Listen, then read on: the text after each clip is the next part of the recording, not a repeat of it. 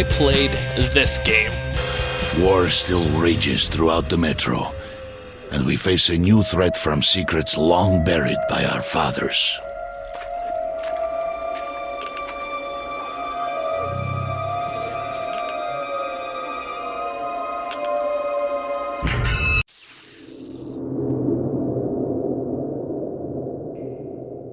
And now I feel I have to make sort of a confession. I gave Oprah a call because Lance Armstrong, when he finally found the half a set of balls to man up and tell the world that his bicycle had chemical training wheels, went to her. But apparently my Z-level internet celebrity status demands that I make my confessions on my own damn show, so here goes. I'm not that good at games. Now, I love games. I've been playing them since I was a kid, and my family had a Commodore 64, a Sega Master System, and a Teddy Ruxpin. Although that couldn't really play games, it did look funny when I put my sister's Ace of Base cassette in.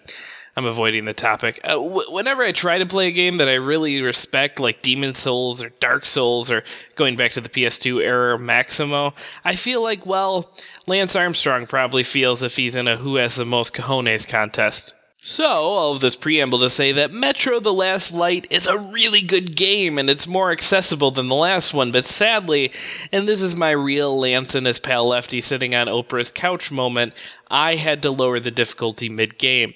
See, most of the game takes place underground with really stupid AI that you can sneak up right in front of and knock out, like they're Helen Keller or something, unless your watch happens to light up, and then they have the eyes of Legolas using binoculars next to an entire plane of hobbits flying to Isengard. But on the surface, you have to wear a gas mask and change a filter every few minutes, or you start sounding like Darth Vader if he had a bad smoking habit. There are big winged demon-looking creatures called demons, that's a bit on the nose, and roaming bear things, and all of it can viciously kill you. Not to mention that our protagonist took swimming lessons from Simon Belmont, and I got one of those you fail Xbox achievements for falling in the water a lot.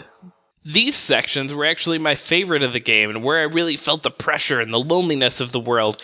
But I ran out of air filters, and since I rented the game, I had to choose between just returning it or lowering the difficulty, and so I committed one of the 7 deadly gamer sins and lowered the difficulty so I could see the ending.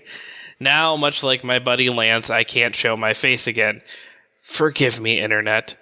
The thing is, though, I'm glad I did, because Metro Last Light is a great game, and I highly recommend it.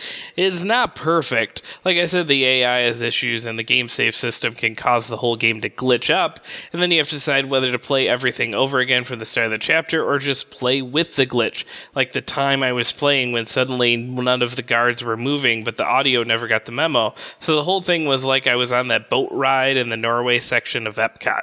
Martin Perry has a written review up at splitkick.com that you should check out at the link in the description.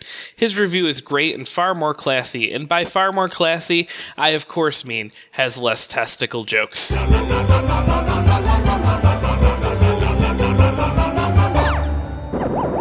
We've been told this narrative that GameStop is the monster ruining the industry. Whether that is true or not is irrelevant. What has come out in the past few days is that GameStop will be able to buy and sell used games just fine. The publishers will just get a cut.